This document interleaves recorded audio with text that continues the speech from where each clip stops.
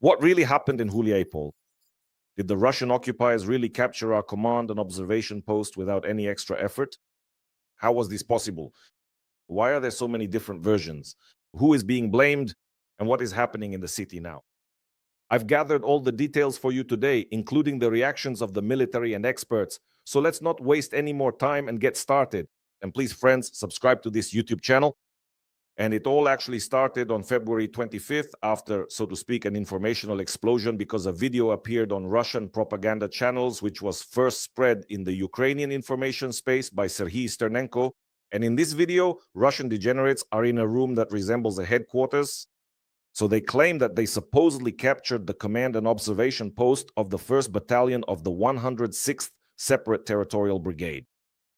KSP stands for Command and Observation Post.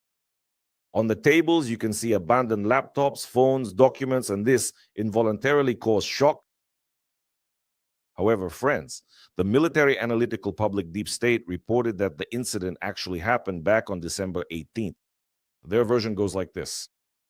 The command and observation post was stormed by the enemy and the company commander was killed.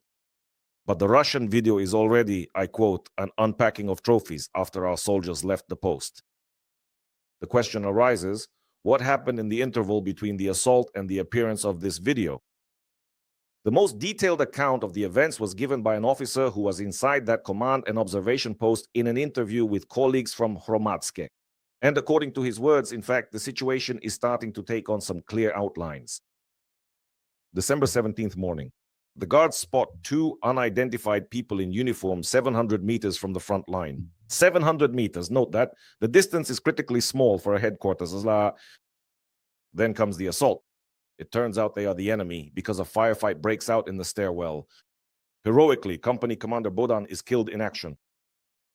Then comes the defense because our guys barricade themselves in the basement, throw grenades, call artillery fire on their own position, and evacuation for the wounded. The evacuation is severely delayed. Then comes a night spent essentially trapped because they remain in the basement all night, burning some of the documents there after a drone strike on the building. But as this officer admits, and as he told Hromadske, not all information carriers were destroyed. And finally, if we really trust the footage we've seen, you can clearly see that there are working laptops and documents there. They're also present on the table. There was an order to set the headquarters on fire during the retreat, but this was not done. Moreover, in some details, it even turns out that supposedly everything had already been doused with gasoline, but for some reason, it wasn't set on fire. And again, the question arises, what actually happened? While waiting for the clearing operation, which never happened, in the morning, I believe it was already December 18th, they decided to leave on their own. Then came a 3-day withdrawal. That's a whole separate story, friends, because they moved in groups under drone strikes, and during this withdrawal, the chief of staff was killed. Only thanks to the fog were they able to reach their own lines. What was the reaction to what happened? First of all, the commander of the assault regiment, Perun, his version is actually the harshest I've seen when it comes to the reaction. He says that only a group of 3 Russian soldiers entered the command post without any serious reinforcements, and their goal was to sow panic. And they succeeded. That is, instead of an organized defense, he says the post was abandoned due to panic and careless actions. Information carriers were not destroyed. I quote Perun. Next, official information is already coming from the defense forces of the South. Spokesman Vladislav Voloshin reports that an investigation has now begun and is ongoing. And if the facts are confirmed, a criminal case will be opened, he says, and he assures that no one will hide anything.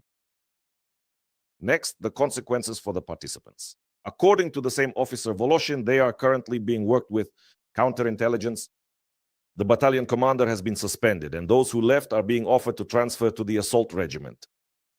As of this moment, that's where we stand. At the time of recording this video. This is the information as it stands. And of course, this incident is causing a wave of discussion among experts, among the military and so on. Everyone is trying to figure out what actually happened. There are several key points I want to highlight because in reality, there are a lot of reactions. First, there's the question of location. Why was the battalion's command observation post only 700 meters from the line of contact? There's an expert named Viktor Kivliuk, and he offers some possible reasons. He says that a loss of control could be a factor, which is a bad thing. Poor organization of security, overestimating the capabilities of the Territorial Defense Brigade. By the way, this isn't the first time I've heard this version. Well, and we should also mention what? According to the military, command observation posts should generally be located 10 to 15 kilometers from the LBC, the line of combat contact. Why in this case it was only 700 meters remains a mystery once again. For now, we don't know. There are testimonies from other soldiers. For example, an officer with the call sign Alex is completely baffled as to how this could have happened under such conditions. In modern warfare, headquarters are usually much farther from the front line. Well, as I already mentioned, it's usually 10 to 15 kilometers. Former Azov commander Bohdan Tavr-Kratevich also speaks about a systemic problem, noting the lack of standard procedures for such situations. And he gives, for example, the case from Mariupol when the documentation was also not destroyed properly, and he believes that the chief of staff of the unit should be held responsible. Volunteer Serhiy Sternenko, whom I have already mentioned, calls this incident a loud symptom of a systemic crisis in the military and urges changes to prevent bigger breaches. This is the reaction that has been gathered and presented at this moment. So what is happening right now in Huliaipole itself? What exactly is happening in the city right now? First of all, the situation remains tense, to put it mildly, according to media reports. Assault groups from the Skelia regiment have now entered the city. For what purpose? In order, I quote, to clear out infiltrated enemy groups. According to Voloshin, there were 31 combat clashes there in just one day. The Russians are trying to push our units out of the city. They are mining the supply routes, and Perun, whom I have already quoted, says that this direction is currently blocked. However, for a complete clearing, additional forces are needed, which the brigades holding the defense now, not enough. Well, in any case, I think the general staff understands whether it's enough or not. We're quoting a single serviceman, but it's clear that this direction needs to be reinforced. That's obvious. You don't need to be in the military to see that. The only question is at whose expense and with what resources.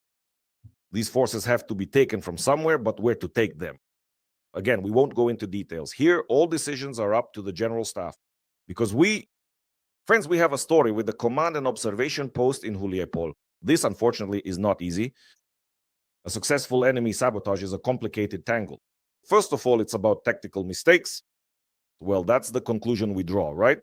The headquarters was located too close, there were problems with security and so on. Secondly, it's the human factor, as this story shows. Panic, unfulfilled orders to destroy everything, and so on. Thirdly, there are systemic flaws when it comes to issues of management, logistics, and the presence of clear protocols. An investigation has now been launched, as I already mentioned, and in addition to all this, it's also a matter of developing mechanisms to prevent this from happening again in the future. The Huliaipole direction, friends, remains one of the hottest spots right now, where our guys are fighting hard battles every day. And it must be said that, yes, our attention is usually focused now on Mirnohrad, on Pokrovsk. Our attention is focused on Kupiansk, because you know what the situation is like there now. Fortunately, in our favor, as we control the city, and with our fire control, we basically hold all the logistics. At the same time, the enemy claims that Kupiansk is under the control of the Russian Federation. But meanwhile, few people have paid attention to Huliaipole. We've already done several episodes with you, and we've talked about this, discussed it. Yes, there were certain setbacks in this direction. Take a look at the episode from about a month ago that we did. Now, friends, it has turned into what it has become. Unfortunately, it's turned into a certain success for the enemy. So we will keep monitoring the situation. The question is, what do you think about what happened? I've gathered the full picture for you. I've laid out what happened. Now I have a question for you. What do you think about what happened? Please write your comments in the chat below this video. Thank you so much for watching this episode until the end. Take care of yourself, your family, and your loved ones. Subscribe to this YouTube channel.